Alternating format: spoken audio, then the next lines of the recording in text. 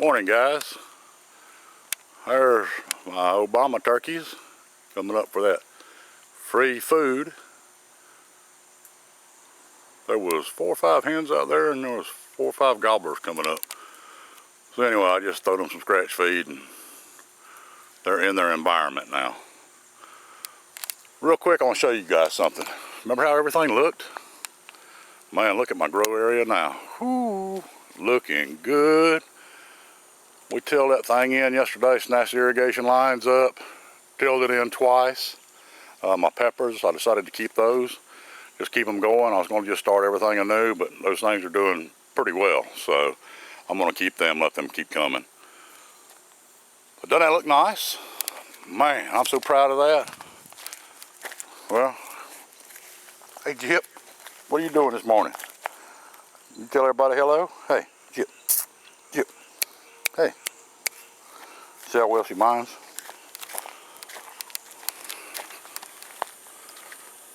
See there? Doesn't that look good? I'm telling you, it looks so good right now, I may not plant anything in it. I'll just keep it like it is. But anyway, heard a joke. Why does Bill Clinton wear underwear?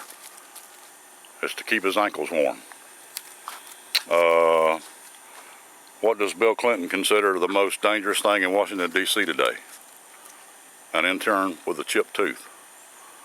How do you get a blonde, a one-armed blonde, out of a tree? You wave at her. Anyway, but inside the greenhouse again, I may go ahead and set some tomatoes today. They're coming along pretty good. And some radishes and all growing down there. Just set a few more radishes the other day, a couple days ago. And the beets even. You can start seeing the beets from down here now. So again, I don't know why it is, but you just cannot find beets to buy down here, period. Deb found them one time, and it was just happened to walk into Walmart, and they had 15 or 20. I think she bought them out, but you just can't find them down here. I don't know why. And to be honest, I've never really had eaten any beets.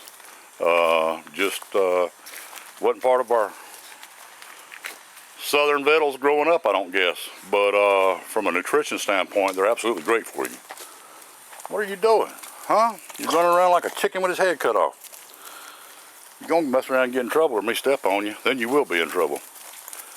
But anyway, tomatoes again. Like I said, I may set a few of those this weekend, but it's still a little early yet. I mentioned hardening the plants the other day in the last video. And for you guys that don't know, this greenhouse, the roof, I have a white poly on top of a clear plastic.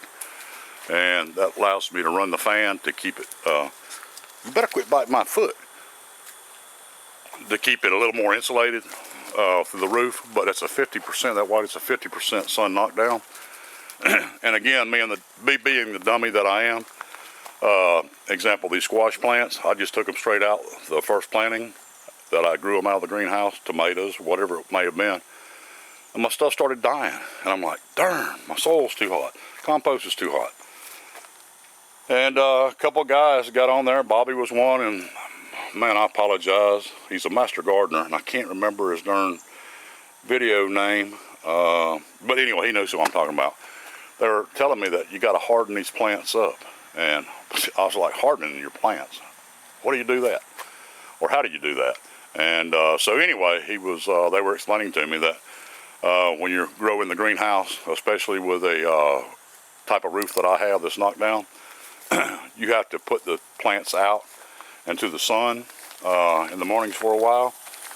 And this allows them to get some sun and get accustomed and used to the sun. This is called hardening the plants. So once I started doing that, then I didn't have any more problems. So that's what it was. I thought it was the compost too hot. So this is why I set this bench out here. We can catch the morning sun now, and I'm fixing to put these squash plants out today. They'll catch the morning sun, and about 1 they start getting in the shade here. So it's letting them acclimate to that sun some. So that's what hardening of the plants is. And again, until I had never grown before in a greenhouse, and I had no idea what it was. I just always sat straight out in the garden and never had a problem before. So anyway, that's what I did. But anyway, from my good friend Tim out in Texas. He always liked a Bubba joke. Well, Bubba, a sheep, and a dog were stranded after a shipwreck. Anyway, they were stranded on a desert island together, and after being there for a while, they got into the habit of going to the beach every evening to watch the sun go down. Well, on this one particular evening, the sky was pretty and red, and the clouds were kind of hanging over, and had a warm and gentle breeze, and it was just a perfect night for romance. And they'd been out there for quite a while on this island together. Well, after they sat down, the sheep to Bubba started looking better and better. And before long, he had leaned over to the sheep, put his arm around the sheep. Well, the old dog got jealous and started growling at Bubba until he took his arm out from around the sheep. Well, after that, they started enjoying the beach and everything together, because Bubba obviously saw the dog was very jealous of that. So there was no more cuddling with him and the sheep. So a few weeks passed, and lo and behold, there was another shipwreck. And the only survivor this time was a really attractive young woman. Probably the most beautiful woman Bubba had ever seen before in his entire life. Well, anyway, she was in a pretty bad way, and so Bubba and the dog and the sheep nursed her back to health. And after a while, the girl was feeling pretty good again, and so they took her out and started walking the beach with her and introducing her to their evening ritual of just sitting down and watching the sunset and all that. Well, anyway, after 3 or 4 nights of that, it was another beautiful evening, and the sky was red again, and the breeze was blowing a little bit, and it was just, again, a perfect night for some romance. Well, pretty soon, Bubba started to get those feelings again, and he fought them as long as he could, but he finally gave in and cautiously leaned over to the young woman and whispered in her ear, "Would you mind taking the dog for a walk?" So there you go, Tim. There's your Bubba joke. The difference between Bill Clinton and the Titanic, only 1,500 went down on the Titanic. But anyway, I was just going to do this video, show you the grow areas and how they turned out, and jerk your chain a little bit. So I'm going to let you guys go. I'm going to get started here. I've got to go for a walk. Cheyenne's already been looking at me like, hey, it ain't doing nothing but getting hotter. So anyway, we go for a morning walk. Me and Cheyenne and Susie and Jip, I'm going to start taking her, but she doesn't listen well enough to come back, and I'm scared she'll get on that hard road, and that'll be the end of Jip.